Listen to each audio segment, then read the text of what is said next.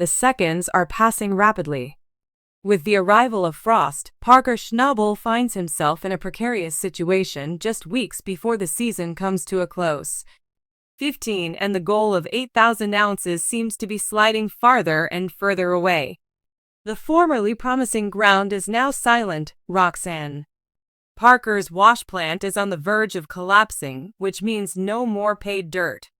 You'd think he'd have plenty of options with 95,000 acres of claims, but the harsh truth of late fall in the Yukon is that this frozen ground is useless ground, meaning every second he spends standing still is a second lost forever. So let's go back to when Parker bet everything on the long cut, a massive excavation project he thought would fuel his gold dreams. A daring, optimistic, and perhaps even reckless move, but in Parker's universe, the brave always come out on top. He poured resources, money, machinery, and manpower into it, and for 5 months, foreman Mitch Blaska spearheaded the effort. They battled mechanical problems, shoveled through frozen money, labored under skies that promised gold but gave irritation, and now it's gone. This scoop makes the first truckload of pay traveling to a wash planet Dominion. Let's do this. Woohoo! After removing the dirt and shaking out the last of the golden flexes, the crew is left with a huge empty pit and is left wondering what went wrong. They don't have a backup plan. Not having a backup plan is the main issue. The good news is that Parker has multiple wash plants running, which is great. The bad news is that one of his critical workhorses, Rexen, is on the verge of shutting down because she has run out of paid dirt. If Parker doesn't find a new patch to dig quickly, Rexen will sit idle, which is catastrophic because an idle plant means wasted fuel, labor, and money. With winter on the horizon and his goal so far away, Parker isn't sure if he's dreaming or not. So, where does Roxanne go from here? That's the million-dollar question, or, in Parker's case, the 8,000-ounce one. When all the usual avenues dry up, sometimes the only way forward is to go backward with few options and time running against him. Parker decides to do something he has never done before. Instead of looking for new, untapped treasure, he would concentrate on the past, more precisely the tailings. It seems like pay, so I guess we'll take a pan and see. Huge dredges of dirt dug by miners in the 1980s and 1990s, when mining technology was far more primitive and equipment was much more clumsy. The miners may have extracted some gold, but they also left behind a lot of dirt and debris. They had no clue how much value may be hiding in that dirt and debris, and the wash facilities were significantly less efficient and accurate than the ones Parker uses today. If there is even a single gram of gold concealed in every few yards of that ancient cloth, Parker is betting that his past faults could be the key to saving his present. Sufficient to sustain his operation. The figures don't lie at this stage of the season. What he needs is something practical, anything to keep the wash plant operational and the ounces coming. However, as with any desperate move, this one comes with a price, or rather a succession of them. Nature has not been kind to the tailings, which have been sitting unused for decades, and there are thick layers of. In order for Parker to test the material, he needs to clean the area entirely. No small effort with the season's end quickly approaching, the mounds of soil have been overrun by plant and heavy undergrowth. It's a gamble, a long shot, and still it could be his sole opportunity, and Parker isn't the type to back down easily. He summons Tyson, who arrives with an insatiable excavator to clear the land, collect samples, and see if there's any gold in this forgotten dirt. The job is messy, chaotic, and uncertain, but what else is Parker to do before he can commit Roxanne, the crucial wash plant in his operation?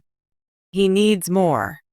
So as to assess the gold yield with pinpoint accuracy, the team establishes a controlled environment and employs a miniature microscale-down wash plant.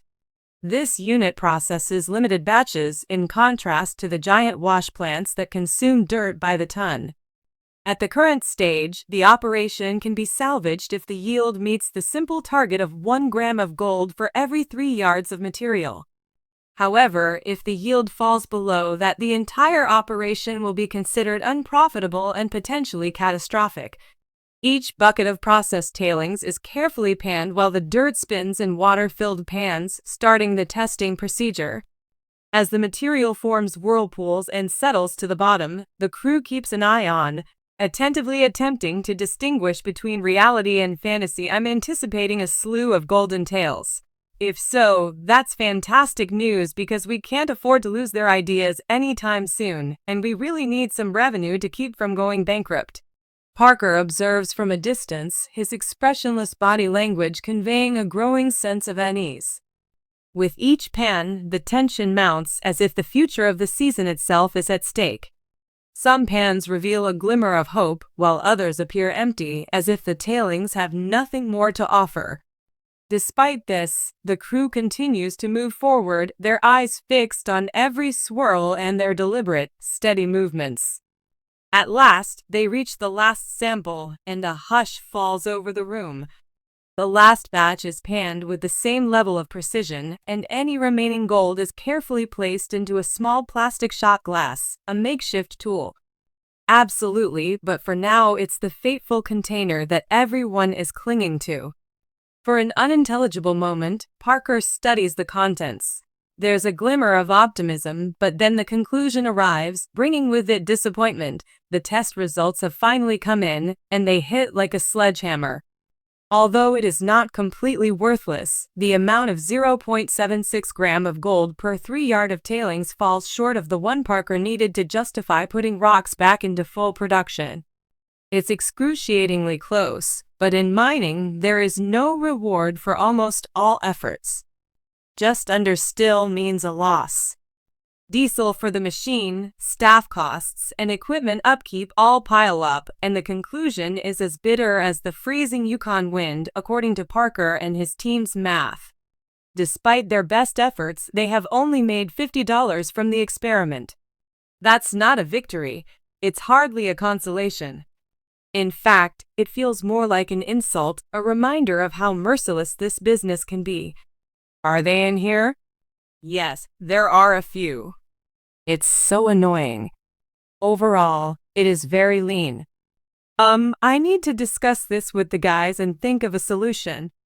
Instead of reacting immediately, lashing out, or venting, Parker simply stares at the statistics with his jaw set and eyes blank. The weight of the season is pressing down on him like never before, and disappointment is visible on every line of his face. At last, he says, "We should stop losing," but no one believes him because Parker's Schnabel is defined by his refusal to give up. Even when the odds are stacked against him, the gold is thin, or logic suggests he should. This setback was just the latest in a long line of them. While the tailings test's failure was disappointing, it wasn't the first daring move. Just 5 weeks ago, when Parker's main mining site at Dominion wasn't producing as expected, he made a bold and expensive decision. He invested $25 million into 2 new claims, Gold Run and Sulphur Creek. This pivot was driven more by necessity than confidence. The season was slipping away from him, and he needed new ground faster. He looked down at Indian River and saw these pits, and Sulphur Creek seemed like it could turn things around. It carried the promise of untapped gold, so his crew wasted no time assaulting the site with full force for 3 weeks. They worked tirelessly, hauling dirt, running PP,